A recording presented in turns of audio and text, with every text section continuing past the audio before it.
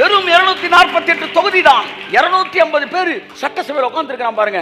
அவன் தான் ஒட்டுமொத்த 10 கோடி பேர் அமர்ந்திருக்கிற தமிழ்நாட்டின் தலையெழுத்தை எழுதுகிறான். சபையானது, சபை என்பதற்கு கிரீக் வேர்டு சட்டசபை தானா. இப்ப நம்ம சபையில கூடி இருக்கிறோம்னு சபையில அப்படி யோசிக்க கூடாது. சபைன்னு நேராக பஜனுக்கு போயிடுறான். It is not the place of bhajan, it's the place of declaring the rules. ஆமே, டிக்ளரிங் த என்னது வந்து பிளெஸிங்ஸ். இந்த உலகத்தில் மாற்றுவதற்கான வார்த்தைகளை இங்க இருந்து நீங்க சொல்ல சொல்லதான் இப்ப மாறிட்டு இருக்கு. அதனால இங்க பாடுங்கன்ற, இங்க பாடும்போது ஒரு மனதாக ஆமேன்னு சொல்லுங்க. எந்த ஒரு தீர்மானமும் சட்டசபையில் அத்தனை பேர் ஒரு மனதாக நிறைவேற்றினார்கள். ஆமேன்னா வெளியே வந்துடும். கைத்தனுக்கு ஒரு அவளுக்கு ஆமே. ஆனா அந்த சட்டசபையில 2 பேர் தூங்கிட்டு தான் இருக்கிறாங்க, இந்த சட்டசபையில 2 பேர் தூங்கிட்டாங்க. எதுக்கு உங்களை தொகுதியில எடுத்து உங்க வீட்டில் இருக்க அத்தனை பேரையும் கூப்பிடாம உங்களை கூப்பிட்டு உட்கார வச்சிருக்கு? நீங்க ஏன் தொகுதியில் ஜெயிச்சு உங்களை கூப்பிட்டு வந்திருக்காரு? அது எலெக்ஷனு, இது செலெக்ஷன். அது எலெக்ஷன் மக்களால் தேர்ந்தெடுக்கப்படுறது, இது தேவனால் தேர்ந்தெடுக்கப்பட்டு selection. So you are here. இங்க வந்து தூங்கிட்டு இருந்தீங்கன்னா அந்த மாதிரி சிலர் வந்து செல்போன் எடுத்து நோண்டிக்கிட்டு இருக்கு. சட்டசபை வந்து முக்கியமான ஒரு மனதாக ஒரு விஷயத்தை நிறைவேற்றிக்கிட்டு இருக்கிறோம். இருக்கிற இடத்துல இருந்து கையை திறந்து ஆமேன்னு சொல்லணும். அவன் டேபிள தட்டுற மாதிரி நீங்க கையை தட்டி ஆமேன் ஆமேன் ஆமேன். கையளவு மேகம்தான் பெருமழை பொழிந்தது, கையளவு மேகம்தான் பெருமழை பொழிந்தது. அருள்மழை வேண்டுமே, அருள்மழை வேண்டுமே. சூரியன் எங்க இருக்கு? பூமியில இருக்கா, வானத்துல இருக்கா? சொல்லுங்க, சத்தமா சொல்லுங்க. வெளிச்சத்தை எங்க கொடுக்குது? மேகம் பூமியில இருக்கா, வானத்துல இருக்கா? மழை எங்க கொடுக்குது? நிலா பூமியில இருக்கா, வானத்துல இருக்கா? வெளிச்சத்தை எங்க கொடுக்குது? அப்ப வானத்தோட தொடர்புடையது எல்லாம் பூமிக்கு ஆசீர்வாதமா இருக்கு.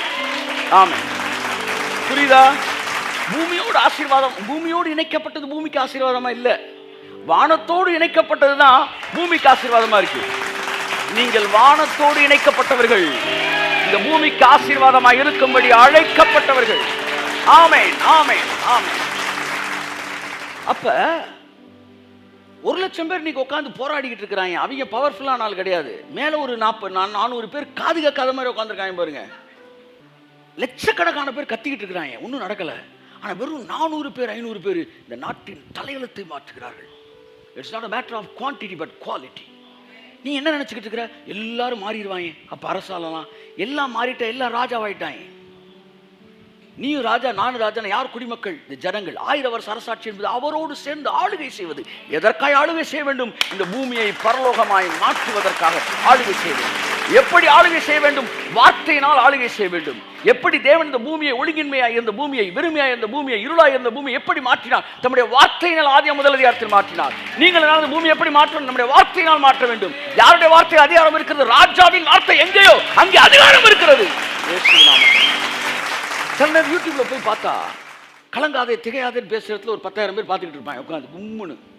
ஆனா ராஜரிகமான மேட்டரை பேசுற இடத்துல ஒரு 500, 1000, 2000, 5000, 10,000 இருப்பாங்க. அங்க போய் பார்த்தீங்கன்னா 1,00,000 பேர் பார்த்துக்கிட்டு இருப்பாங்க. எனக்கு நீண்ட நாள் எனக்கு ஒரு கொஸ்டின் இருக்கு. என்ன ஆண்டவரே, இந்த ஜனங்களை சும்மா கன்சல்ட் பண்ணி திரும்ப இந்த வாரம் கடன் அடைச்சு விட்டுருவான்னு அனுப்பிச்சு விட்டு அடுத்த வாரம் வாங்கணும், அடுத்த வாரம் கடனை அடைப்பார், அடுத்த வாரம் வாக்குத்தத்தம். அப்படியே தான் வாக்குத்தத்தம்னா அது ஒரு மாசத்துக்கு தான் சஸ்டெயின் ஆகுது, வாழ்க்கையை மாற்றுறதே கிடையாது. அப்ப செய்தி நல்லா இருந்துச்சு, செய்தி நல்லா இருந்துச்சு. செய்தி நல்லா இருக்க கூடாது, செய்தியை கேட்டவன் வாழ்க்கை நல்லா இருக்கணும். அப்ப ஏன் அப்படின்னா அது குடிமக்களுக்கான செய்தி. குடிமக்கள் எப்பவுமே அதிகமாக தான் இருப்பாங்க. ஆனால் இது ராஜாக்களுக்கான செய்தி. இது பார்லிமெண்ட்ல இருக்கிற அமைச்சர்களுக்காக, தேர்ந்தெடுக்கப்பட்ட பிரதிநிதிகளுக்கான செய்தி. ஆனால் இங்கே கொடுக்க போகிற செய்தி தான் முழு உலகத்தை மாற்றப் போகிறது. இயேசு கிறிஸ்துவின் போதனை கேட்க 25,000 பேருக்கு மேலானவர்கள் அவரிடத்தில் அப்பத்தை வாங்கி புசிப்ப அற்புதத்தை பெற்றவர்கள் இருந்தார்கள். ஒவ்வொரு கூட்டத்திலும் ஏராளமான கூட்டம் அவருக்கு கூடியது. இயேசு கிறிஸ்து நடந்தார் என்றால் அவருக்கு பின்பாக வருகிற கூட்டத்தை பார்க்கும்போது அது என்னது? நடந்தா ஊர்வலம், நின்று திரும்பினார்னா பொதுக்கூட்டம். such a massive crowd, அவ்வளோ பெரிய திரள் கூட்டம். ஒரு முறை அவருக்கு 27 லட்சம் பேர் கூடினார்கள் என்று வேதம் சொல்கிறது. மதுரையோட கூட்டம் 25 லட்சம். எந்த உலகத்தில் எந்த மனுஷனுக்கும் கூடாத கூட்டம் இயேசுக்கு கூடியது. 27 lakhs, 27 லட்சம். ஸ்கோஃபீல்ட் எழுதுறாரு, அவர் கூடின கூட்டம் வந்து வாட் இஸ் தட், அந்த குருத்தொலை ஞாயிறப்ப வந்து அவர் கூடினது வந்து 27 லட்சம் பேருக்கு மேலே. ஆனால் இந்த 27 லட்சம் பேரை வச்சு இந்த உலகம் மாறல. அவர் கூட இருந்த 12 பேரை வச்சு தான் இந்த உலகம் மாறிச்சு. ஆமென், ஆமென், ஆமென், ஆமென், ஆமென், ஆமென்.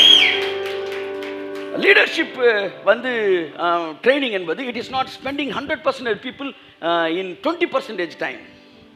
100 பேர்கிட்ட 20% நேரம் செலவழிப்பதில்லை, 20 பேர்கிட்ட 100% நேரம் செலவழிக்கிறான் பாருங்க. அதுதான் லீடர்ஷிப் ப்ரோக்ராம். அப்போ ஏசு இந்த 12 பேரை வச்சு தான் உலகத்தை மாத்தினார். அப்போ இந்த அப்பா வாங்கின குரூப்பு அதெல்லாம் தோத்திரம் ஆண்டவர் அல்லேலூயா அப்படி போயிட்டாங்க.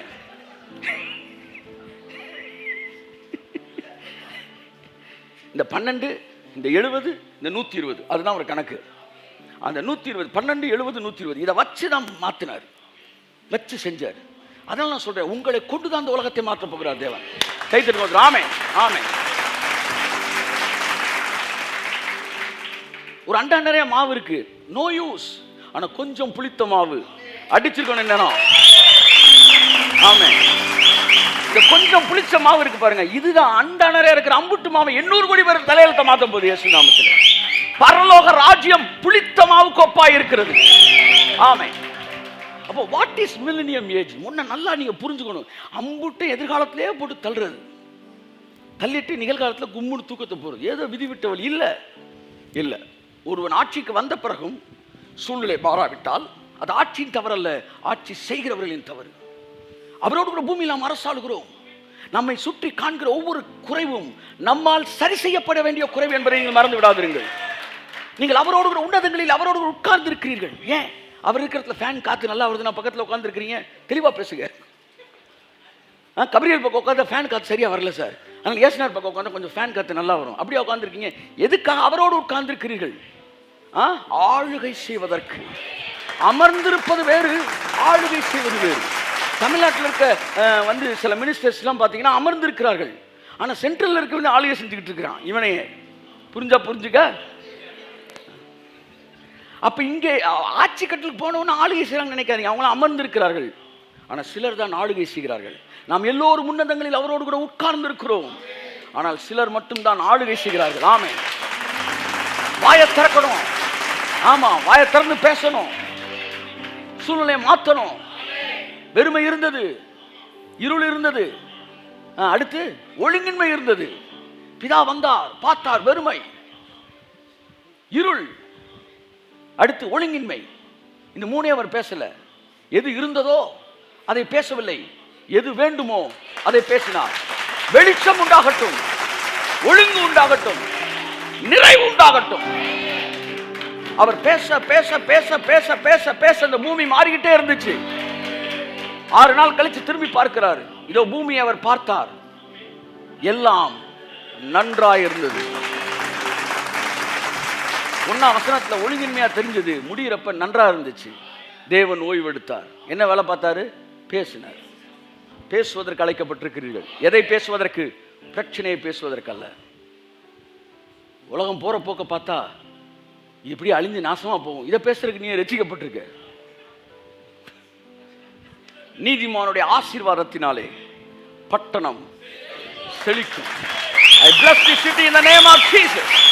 I bless this city in the name of Jesus. இயேசுவின் நாமத்தில் நகரம் மாறுவதாக, என் தேசம் மாறுவதாக. மாறிக்கொண்டிருக்கிற கரங்களை திரிக்கட்டும் என்று சொல்லுவோம்.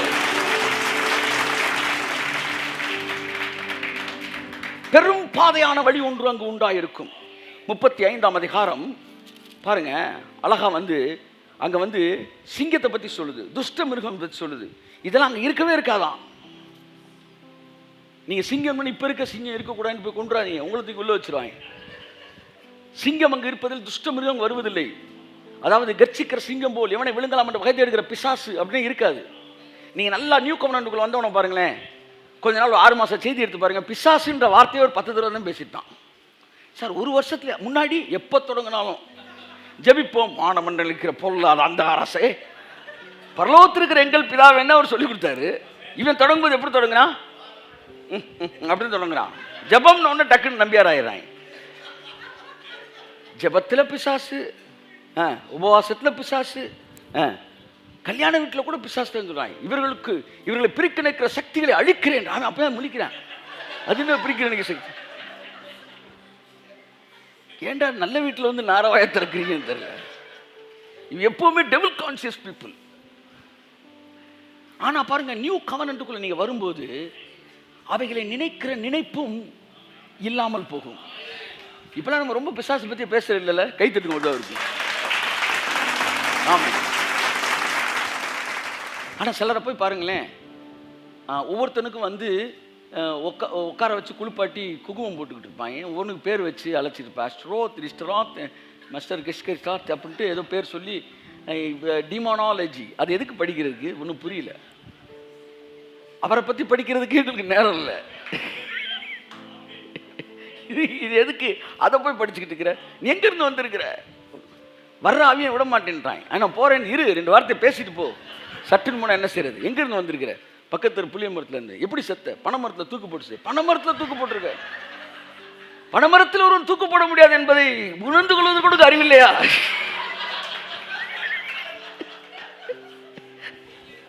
இவன் நோட்ஸ் எடுக்கிறான். என்ன படிச்சிருக்க? ஏன் வேலைகளை போட்டு தர போறியா? எத்தனை மாசமா இருக்கிற? ஏன் வாடகையோட வசூலிக்க போறியா? உன்னை கட்டுறேன், போய் கரண்ட் பில்ல கட்டுற அப்படா அப்படின்றாரு. So people are taking interview with demons. ஆனா இயேசு சொன்னார், பேசாமல் புறப்பட்டு போ, பேசாமல் புறப்பட்டு போ. என் அன்புக்குரியவர்களே, அவனை பேச விடுறது தப்பு.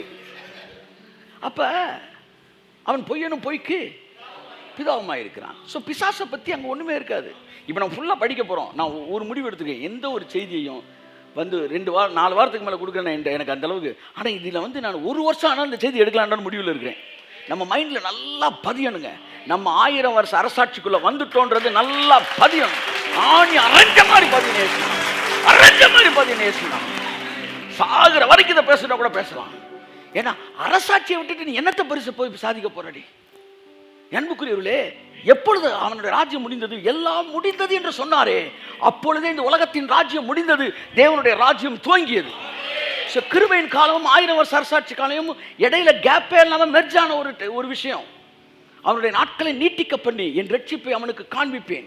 இன்னைக்கு காலையில் நான் பேசியிருக்கேன் ஃபர்ஸ்ட் சர்வீஸ் ஃபுல்லாக நீங்கள் போய் டைம் இருந்தால் போய் கேளுங்க. 91ஆம் சங்கீதத்தின் ஆசீர்வாதத்தை பற்றி நான் பேசிட்டு இருக்கிறேன். அது யாருக்கான ஆசீர்வாதம்? அதில் இன்னைக்கு பேசியிருக்கிறேன். இம்மார்டாலிட்டியும் மில்லினியம் ஏஜை பற்றியும் ப்ராமிஸ் பண்ணுறாரு கடைசி வசனத்தில். அவன் நாட்களை நான் நீட்டிக்க பண்ணுவேன். இம்மார்டாலிட்டி, டெத்து வந்து இப்போ 12ஆம் தேதி ஒருத்தர் சாண் முடிவெடுக்கும்போது உங்களை 15ஆம் தேதி இழுத்துட்டா கூட டெத்து பவர்லெஸ் ஆயிடுச்சு. என்னைக்கு டெத்து பவர்லெஸ் ஆயிடுச்சோ அதுக்கப்புறம் மரணம் என்பது உங்களால் நியமிக்கப்படுகிற ஒரு டேட்டா வந்துருச்சோ அதுக்கப்புறம் டெத்துக்கு பவரே இல்லை. அப்போவே இம்மார்டாலிட்டி உங்களுக்குள்ள வந்துருச்சு. It is our choice. அப்போ அவன் நாட்களை நான் நீட்டிக்க பண்ணி என் ரட்சிப்பை அவனுக்கு காண்பிப்பேன். I will show my salvation to him. Salvation is not a message to hear. It is something to see. உங்கள் லைஃப்பில் மேனிஃபெஸ்டேஷனை காட்டுவாராம், சால்வேஷனோட பவரை காட்டுவாராம். The manifestation of the salvation is millennium age. சிலுவையில் அறையப்பட்ட இயேசு சிலுவையில் கொடுத்த கரையத்தோட மேனிஃபெஸ்டேஷன், அந்த ஆசீர்வாதங்கள் மேனிஃபெஸ்ட் ஆகுதுல, அதுதான் 1000 வருஷ அரசாட்சி. அதுதான் 1000 வருஷ அரசாட்சி. எந்த ஒரு ஆசீர்வாதமும் சிலுவையை தாண்டி வர முடியாது. எந்த ஒரு ஆசீர்வாதம் சிலுவைக்கு அப்பாற்பட்டு வெளியிடத்திலிருந்து வர முடியாது. தன்னுடைய சொந்த குமாரன் கொடுத்த கிரயத்தை தாண்டி இந்த பூமியில ஒரு பேனா கூட உனக்கு ஆசீர்வாதம் என்று வர முடியாது. அத்தனையும் சிலுவையிலிருந்து புறப்படுகிறது என்றால் மிக மேன்மையான ஆசீர்வாதமாகி இந்த 1000 வருஷ அரசாட்சி என்பது சிலுவையில் இயேசு கொடுத்த கிரயம். இதை பற்றி தொடர்ந்து நான் பேச போறேன். அந்த நாட்கள் என்ன செய்வாங்களாம், ரட்சிப்பை பிரசித்தப்படுத்துவார்களாம். அதான் மில்லினியம் ஏஜ். அதாவது ரட்சிப்பு இயேசு கிறிஸ்து சிலுவையில் முடித்தது சமாதானத்தை கூறி நற்காரியங்களை சுவிசேஷமாக பிரசங்கிட்டு 52 மில்லினியம் ஏஜை பற்றி பேசிட்டு, 53 குரூசிஃபிக்ஷனை பற்றி பேசுது, 35 மில்லினியம் ஏஜை பற்றி பேசுது. இது எல்லாம் ரட்சிப்பை பற்றி பேசுது. நல்லா சொல்லவா, ஒரு சபையானது இயேசு கிறிஸ்து சிலுவையில் கொடுத்த கிரயத்தின் அடிப்படையில் நமக்கு வந்த ரட்சிப்பில் என்னெல்லாம் இருக்கின்றத அது படிச்சுக்கிட்டே இருக்கும்னா திரும்பி பார்க்கும்போது இந்த சபை 1000 வருஷ அரசாட்சி நுழைந்திருக்கும், அதன் ஆசீர்வாதத்தை அனுபவித்துக் கொண்டிருக்கும். அதுக்கப்புறம் அது அப்படியே ஸ்ப்ரெட் ஆகும். அதுக்கப்புறம் காச்சா பூச்சான்னு சொன்னீங்கன்னா நாங்கள் அப்போவே அதான் சொன்னோம் ஆனால் அப்படின்னு வருவாங்க. சரி விடு, நீ ஒன்றும் ஒத்துக்க வேண்டாம், நீ வந்து சாப்பிட்டா போதும். இல்லைங்க நான் அப்படி சொல்லலைங்க, இல்லை எப்படி சொன்னியோ பரவாயில்ல, நீ ஒத்துக்கிட்டில்ல, ரைட்டு, மெதுவாக ஒத்துக்க விடு, நாங்கள் வந்து முன்னாடி போகிறோம். ஒன்று புரிஞ்சுக்கோங்க, நீங்கள் ஒன்று வரும்னு நினச்சிக்கிட்டீங்களா, வந்துருச்சு. பின்பு எதற்காக நீங்கள் காத்திருக்க போகிறீர்கள்? நீங்கள் இப்போது அவரோடு கூட ஆளுகை செய்வோம் என்கிற புது பாட்டை பாடினார்கள். பரலோகத்திற்கு போவோம் என்பது பழைய பாட்டு, பூமியிலே அரசாளுவோம் என்பது புது பாட்டு. என் மீட்பர் உயிரோடு கூட இருக்கிறார், கடைசி நாளில் பரலோகத்தில் நிற்பார் அல்ல, பூமியின் மேல் நிற்பார் என்று நான் அறிந்திருக்கிறேன். Earth is God's dream. Earth is God's dream. ஒருத்தர் வேக வேகமாக வந்து வீட்டுக்கு போகிறேன்னு சொல்லி கிளம்பி சினிமா தேட்டர்லேருந்து பாதி படத்தில் கிளம்பி வீட்டுக்கு போயிட்டான். ஆனால் சாவி எங்கே வச்சுட்டு போயிட்டான்? தேட்டரில் வச்சுட்டு போயிட்டான். அங்கே போய் நின்றுட்டு இருக்க வேண்டியதான். அப்படி தான் பரலோகத்துக்கு போகிறேன்ட்டு பூமியை விட்டுட்டு போயிட்டாங்க. பூமி தான் வானத்தின் வாசல். வாசலை வந்து பிசாசு கையில் கொடுத்துட்டாங்க. இவன் பரலோகத்துக்கு போகிற எங்கிட்ட கொல்லப்புறத்து வழியாக போக போகிற, அவன் தான் வாசலில் நிற்கிறான். அப்போ வாசலை அவனை நிப்பாட்டிட்டு நீ எப்படி பரலோகத்துக்கு போக போகிற? அப்போ வானத்தின் வாசலை வந்து நீ கேப்சர் பண்ணாதான் உன்னுடைய சந்ததியார் ஒளிமுக வாசலிலே சத்துருக்களோடு பேசுவார்கள். வாசலை நீ ஜெயிச்சா தாண்டா உள்ள நீ என்றாக முடியும். அப்போ வாசல் ஜெயிக்கப்பட வேண்டும். கை தருங்க உதவுங்க. ஆமே. நிறைய பேர் சாகணும், பரலோகத்துக்கு குறிச்சிட்டு இருக்கிறாங்க. ஆனால் யார் ஆபிரகாமின் சந்ததியார்? கை தூக்குங்க. விசுவாசிக்கிறவர் எவர்களோ அவர்கள் ஆபிரகாமின் சந்ததியார் என்று அழைக்கப்படுகிறார்கள். கிறிஸ்து இயேசுக்குள்ளாக ஆபிரகாமின் ஆசீர்வாதத்துக்கு நாம் பங்காளியாக இருக்கிறோம். யாரெல்லாம் ஆபிரகாமின் சந்ததியார்? ஆபிரகாம் எப்படி நீதிமானாக்கப்பட்டான்? விசுவாசத்தினால் நீதிமான். நாம் எப்படி நீதிமானாக்கப்பட்டோம்? விசுவாசத்தினால் நீதிமானாக்கப்பட்டோம். நாம் யாருடைய பிள்ளையாய் மாறுகிறோம்? இயேசுவின் பிள்ளையாய் மாறுகிறோம். நீரும் நீர் எனக்கு கொடுத்த பிள்ளைகளும் என்று இயேசு சொன்னார். இயேசு சொந்த ரட்சகராக ஏற்றுக்கொள்ளும் மூலமாய் தேவனுக்கு பிள்ளைகளாக இயேசுவின் பிள்ளைகளாய் மாறி இயேசுவின் சந்ததியாய் நீங்கள் மாறும்போது யாருடைய வந்து இதுக்குள்ளே வரீங்க? சந்ததிக்குள்ளே வரீங்க. ஆபிரகாமுடைய பிளட் லைனுக்குள்ளே நீங்கள் வரீங்க. எப்படி நீங்கள் புறஜாதியது பிளட் லைனாக மாற முடியும்? பாருங்கள், யோசேப்பு யூத கோத்திரத்தில் மன்னிக்கவும் வந்து யாக்கோபின் பிள்ளையாக இருந்தான். ஆனால் யோசேப்பு திருமணம் முடித்தது யார? புறஜாதியை. அவனுக்கு பிறந்த 2 பிள்ளைகள் யாரு? புறஜாதியின் வயிற்றில் பிறந்தவர்கள். ஆனால் அவங்க அம்மா புறஜாதி, அப்பா இஸ்ரவேலன். அவன் அப்பா இஸ்ரவேலனால அந்த 2 பிள்ளைகளும் கோத்திர பிதாக்கள் பட்டியலுக்கு வந்துட்டாங்க. நம்ம அம்மா புறஜாதி தான், அப்பா யூதரு. கையை தட்டு வருவார்கள். ஆமே. நல்லா நல்லா தட்டணும். மேற்கு கிழக்கு வடக்கு தெற்கு பரம்புவா என்றீரே, பூமியின் துளை போல் சந்ததி பெருகும் என்று வாக்குரைத்தீரே. அது 2 பேர் யாருப்பா? எப்ராயிம், மனாசே. இவங்க 2 பேரும் எகிப்தில பிறந்து இஸ்ரவேல் கோத்திர பிதாவாயிட்டான். ஏன்? அவங்க அப்பா. நம்மெல்லாம் புறஜாதி தாய்க்கு பிறந்திருக்கலாம். உன் தாயை எங்கே அப்படின்னு பைபிள் கேட்குது. புறஜாதி பிறந்திருக்கிறோம். ஆனால் நம்ம அப்பா இயேசு. அப்போ விசுவாசத்தினாலே நம் பிள்ளைகளாய் மாறி இருக்கிறோம். சரி, அப்போ நம்ம எல்லாம் ஆபிரகாமின் சந்ததி. ஆபிரகாமுக்கு கொடுக்கப்பட்ட வாக்குத்தத்தம் என்ன? உலகத்தை சுதந்தரிப்பான் என்பதே தேவன் அவனுக்கு கொடுத்த வாக்குத்தத்தம். மறந்துடவே கூடாது. உங்கள் மீது இருக்கிற ஆசீர்வாதம், உங்கள் மீது இருக்கிற வாக்குத்தத்தம் பரலோகத்தை சுதந்தரிப்போம் என்பது அல்ல மகளே. அது ஏற்கனவே உன்னுடையது. அது நீ சுதந்திரிக்க வேண்டிய அவசியம் இல்லை. நாய் வந்து வாழை வந்து விரட்டிக்கிட்டே இருக்குமா பாருங்க. நான் என்ன செய்து அந்த வாழை இப்படி திரும்பி பார்த்துட்டு ஏதோ எளிதாம் போல அப்படின்னு அது வாழை பின்னாடி போகும், திரும்ப விரட்டிக்கிட்டே இருக்கும். இப்படி தான் சில பரலோகத்தை விரட்டுறாங்க. கர்த்தர் சொல்கிறார், டே அது ஏற்கனவே உன் பேர்லாண்ட இருக்கு, எதை விரட்டணுமோ அதை விரட்டுறா. எதை சுதந்திரிப்பாய்? சத்தமாக சொல்லுங்க, சொல்லுங்க. ஆனால் என்ன சொல்கிறேன்? உலகம் எல்லாம் மாயையா. அவசரத்துக்கு போறாங்க, அப்படி போயிடுறான்.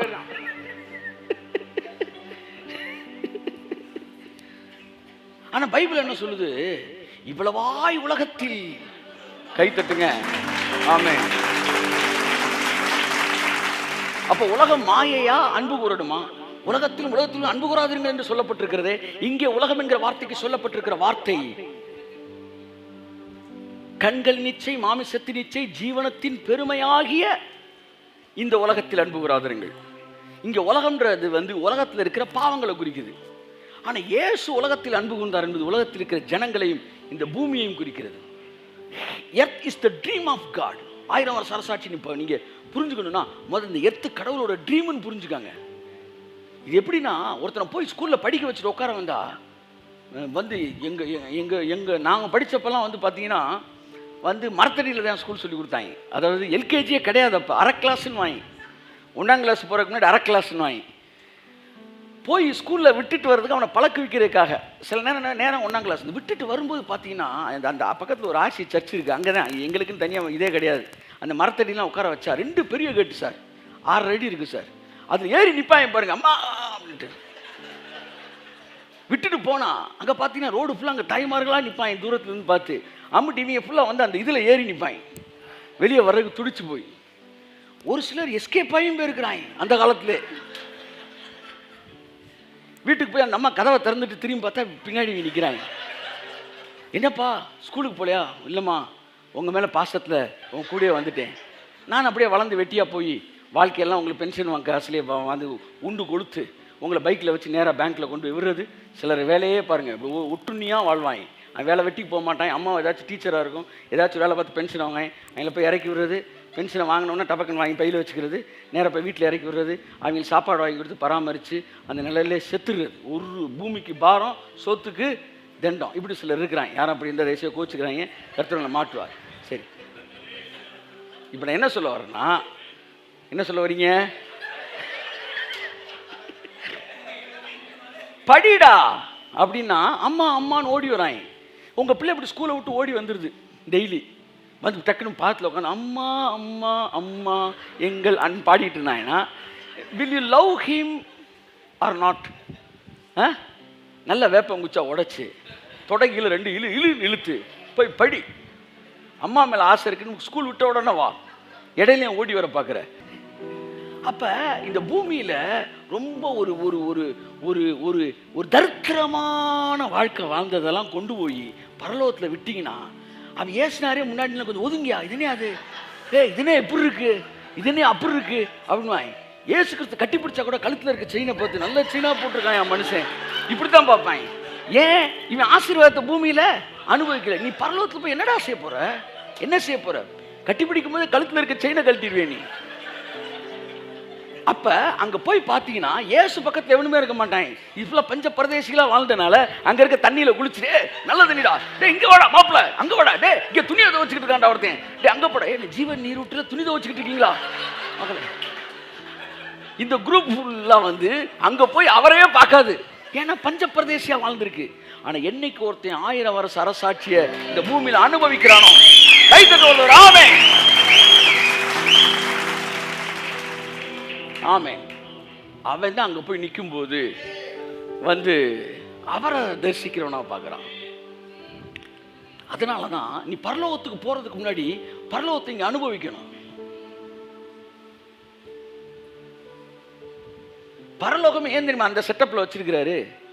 பூமியில உனக்கு நீ வந்து அந்த செட்டப்ல வாழ்ந்துருவ. அந்த செட்டப்ல நான் சிலுவையில் என் பையனை கொடுத்து வாழ வச்சிருவேன். அப்புறம் இங்க வந்து வசதி குறைவு நீ சொல்லக்கூடாதுல்லப்பா, அதான்பா கையத்தட்டு வந்தவருக்கு ஆமென். ஓ பரலோக வசதியா இருக்க காரணம் அதான், அதேதான். ஏன்னா இங்க அப்படி ஒரு வாழ்க்கை வாழ்ந்துருப்போம், அங்க போகும்போது அது பேலன்ஸ் பண்றதுக்கு தான் பரலோகத்தை பண்ணியிருக்கிறார். ஏனென்றால் வானமும் பூமியும் சிருஷ்டிக்கப்பட்ட வரலாறு இவைகளே. பூமி சிருஷ்டிக்கப்பட்ட அதே நாளில்தான் பரலோகம் சிருஷ்டிக்கப்பட்டது என்று வேத பண்டிதர்கள் சொல்லுகிறார்கள். ஒரு அதிர்ச்சியான உண்மை. பரலோகம் சிருஷ்டிக்கப்பட்ட ஆயிரக்கணக்கான வருஷம் கழிச்சு பூமியை சிருஷ்டிக்கலாம்னு அவர் யோசிக்கல. அவர் பூமியை சிருஷ்டிக்கும் போதே தான் பரலோகத்தை சிருஷ்டித்தாராம். பரலோகத்துக்குள்ளாக தேவன் இல்லை, தேவனுக்குள்ளாக தான் பரலோகம் இருக்கிறது. ராமே, அதை நீங்க புரிஞ்சுக்கணும், அதை நீங்க புரிஞ்சுக்கணும். ஒரு காரை படைக்கிறவன் காருக்கு உள்ள உட்காந்து படைக்கல, வெளியில இருந்து படைச்சிட்டு தான் உள்ள போய் உட்கார்றான். அப்படிதான் தேவன் சகலத்தையும் சிருஷ்டிக்கிறார். அப்ப வானமும் பூமியும் சிருஷ்டிக்கப்பட்ட வரலாறு இவைகளே. அப்படின்னா இந்த 2 பிளானட்டும் ஒரே நேரத்தில் சிருஷ்டிக்கப்பட்டது. அதாவது பூமியோட இன்னொரு டைமென்ஷன் ஹெவன் ரைன். சரி, இன்னொரு நாள் நம்ம பார்ப்போம். இப்போ என்னன்னா, இந்த பூமியை வந்து நீங்க நேசிக்கணும் சார், இந்த மண்ணை நீங்க நேசிக்கணும் சார். நான் சில நேரம் அந்த மண்ணை எடுத்து நான் சொல்லுவேன், இந்த இடம், இந்த பூமி 6000 வருஷத்துக்கு முன்னாடி தேவன் முழு உலகத்தை சிருஷ்டிக்கும் போதே உங்க ஏரியாவையும் சேர்த்து தான் சிருஷ்டித்தார். கைத்தட்டுங்களா உதவருக்கு? நான் சொல்றத நல்லா புரிஞ்சு ஆமேன்னு சொல்லுங்க. புரியுதா உங்களுக்கு? உங்கள் ஏரியாவில் வீடைத்தான் நீங்கள் இப்போ கட்டினீங்க. ஆனால் அந்த மண் ஆதாம் படைக்கும் போதே அந்த இடமும் சிருஷ்டிக்கப்பட்டது. நீங்கள் நிற்கிற இடம் 6000 வருஷம் பழமையான பூமி. ஸோ நம்முடைய ஆசீர்வாதம் என்ன? உலகத்தை சுதந்தரிப்போம் என்பது. உன்னிடத்திலிருந்து தோன்றினவர்கள், இப்போ கரெக்டாக செட் ஆகுது. என்ன ஊழியத்துக்கு அழைக்கும் தேவன் சொன்ன வார்த்தை, உன்னிடத்திலிருந்து தோன்றினவர்கள் பூர்வ காலம் முதல் பாழாய் கிடந்த ஸ்தலங்களை, எப்போ? ஆதாம் காலத்தில் பாழாய் கிடந்த ஸ்தலத்தை, பூர்வ காலம் முதல் பாழாய் கிடந்த ஸ்தலங்களை எடுத்து கட்டுவார்கள்.